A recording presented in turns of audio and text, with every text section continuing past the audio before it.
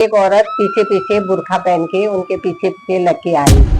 बहुत दूर तक आई घुंघरू बजाती हुई। उन्होंने बोला तो कहाँ जा रही है। उसने उनको बोल दिया कि मतलब जब भी जाऊंगी मैं तुम्हें साथ ले जाऊंगी, बोला उस औरत ने।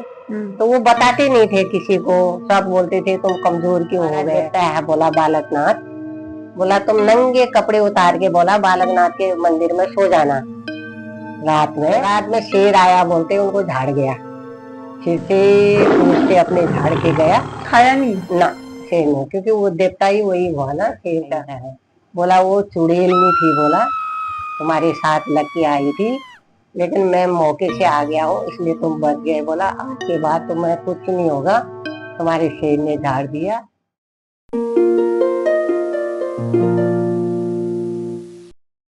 हेलो फ्रेंड्स, स्वागत है आप सभी का हमारे यूट्यूब चैनल कुमारी ब्लॉगर में। फ्रेंड्स कैसे हैं आप सब? आई होप स्वस्थ होंगे, मस्त होंगे, अपने काम में व्यस्त होंगे। फ्रेंड्स आज के ब्लॉग की शुरुआत में करी रात के 10:30 बजे से, और अपने क्वार्टर से पहले भी मैंने एक बार बनाया था। इसमें मम्मी और कुंज के जो पापा हैं, मतलब मेरी सास और कुंज के पापा ने जो रियल स्टोरी बताई थी हमारे गाँव की, तो वो वाला ब्लॉग बनाया था। इस बार जो भी रियल स्टोरी होने वाली है वो मेरी नानी सुनाने वाली है, तो वो नानी के मायके की तरफ किया है थोड़ा। तो चलिए चलते हैं, वो सब दूसरे कमरे में बैठे हैं मम्मी नानी लोग, तो उस वाले कमरे में चलते हैं और आपको आज की रियल स्टोरी सुनाऊंगी। है और मम्मी इधर बैठ गई है, कुंजू के पापा दूसरे वाले रूम में है।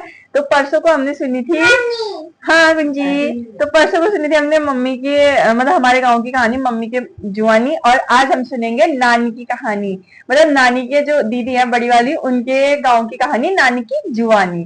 तो नानी हेलो बोलो। हेलो कुंजू हेलो बोलो। मम्मी हेलो बोलो। तो चलिए गाइस अब सुनते हैं, नानी सुनाइए। छोटी छोटी थी, बड़ी नहीं थी।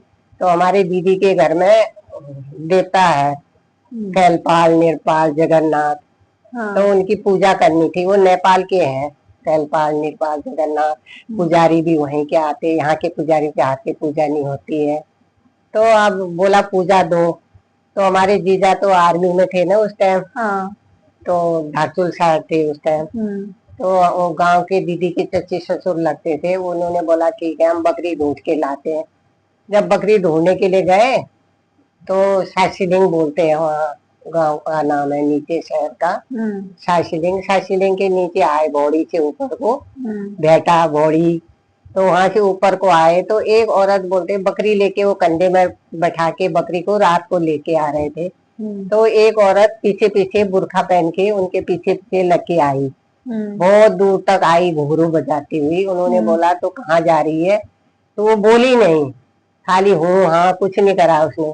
तो आते आते आते उनके घर के नजदीक पहुंचे, दीदी के घर के नजदीक, जगरदौल से ऊपर सलमड़ा के गांव में। तो वहां पर उनका मंदिर है एक, भगवानों के शिव जी हुए। तो उनका मंदिर है, वहां मंदिर से वो गायब हो गई। तो वो आए, जैसे दीदी के घर में बकरी रखी उन्होंने, फिर बोला मैं अपने घर के लिए जाता हूँ। अपने घर के लिए गए, वो नाला जैसा है, पानी का धारा है, धारे के पीछे गए अपने घर के लिए। तो वो औरत फिर उनके पीछे लग गई। इतने दूर उन्होंने वहां खाना आना खाया दीदी के घर में, फिर वो चाय पानी पिया, खाना खाया, फिर वो अपने घर के लिए गए रात को। तो वो पीछे पीछे घर चली गई उनके घर में। तो उन्हीं के घर रहने लग गई वो रोज। वो रोज बाजार जाते थे, दुकान होके आते थे, वो दुकान में ही जाती थी साथ में। और रात को आने समय दुकान से उनके साथ साथ ही आती थी। काफी दिन हो गया उसके साथ साथ लगी रही। तो जब रोज रोज आते रहे जाते रहे, ऐसे करते करते वो बहुत कमजोर हो गए। फिर घर में उनकी पत्नी भी थी, एक मामा भी रहता था, उनके बच्चे नहीं थे उनके। तो उन्होंने बहुत दिन हो गया, तो बहुत दिन होने के बाद जब काफी दिन हो गए, कमजोर हो गए वो, उसने उनको बोल दिया कि मतलब जब भी जाऊंगी मैं तुम्हें साथ ले जाऊंगी, बोला उस औरत ने। तो वो बताते नहीं थे किसी को, सब बोलते थे तुम कमजोर क्यों हो गए, क्या बात है। ये ऐसा ही थे, वो जमदार बोलते थे पहले जमाने में। बोला जमदार साहब तुम कमजोर क्यों हो गए, क्यों नहीं बताते हो, क्या बात हो गई। बोला नहीं बताते थे, वो किसी को नहीं बताते थे, आते थे जाते थे, ऐसे करके बहुत कमजोर हो गए वो। तो उन्होंने अपने पास, उनके पास रेफल थी, वो रेफल भी साथ साथ लाते थे, और दुकान जाते थे तब ऊपर ले जाते थे। रेफल को भी बेचने लग गए वो। अब बच्चे तो है नहीं, मैं क्या करूंगा करके सोचा, तो हमारे जीजा ने बोला राइफल मैं खरीद लूंगा, मेरे को दे देना नीट बाबू बोला। तो राइफल उनको देने के लिए उन्होंने हाँ बोल दिया। जब जब राइफल देने के लिए हाँ बोल दिया तो एक दिन अचानक मेरे पिताजी चले गए। हमारे पिताजी ने बोला समधी खाना आना खा रहे थे, आ गए, वो भी चाय पानी पिया। हमारे पिताजी ने बोला समधी बोला आप इतने कमजोर क्यों हो गए? बोला नहीं नहीं समधी जी, बोला कमजोर नहीं हूँ, ठीक ही हूँ बोला। तो मेरे पिताजी ने बोल दिया, बोला तुम बताना मत, बोला मैं बताता हूँ आपको नतीजा, बोला तुम कमजोर किस लिए हो रहे, लेकिन तुम्हें अभी नहीं बोलूंगा मैं, बोला तुम मेरा कहना मानना, बोला उसके बाद बताऊंगा तुम्हारे साथ क्या घटना घट रही है। मेरे पिताजी बहुत जानकार थे। तो बोला ठीक है समझी, बोला तुम ऐसे मजाक कर रहे हो, बताओ बताओ बोला।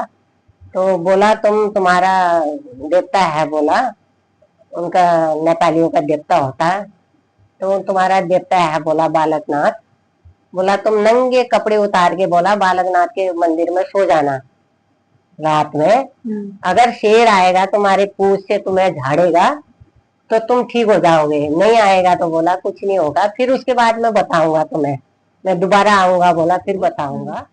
तो घर गए तो रोने लगी, बोला औरत घर में आई कमरे में, बोला तो लोगों को बताएगा तो मैं तुझे आज ही ले जाऊंगी।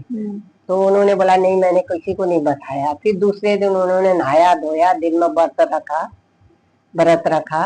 तो रात को उन्होंने नहा धो के धूप बत्ती करने मंदिर में गए।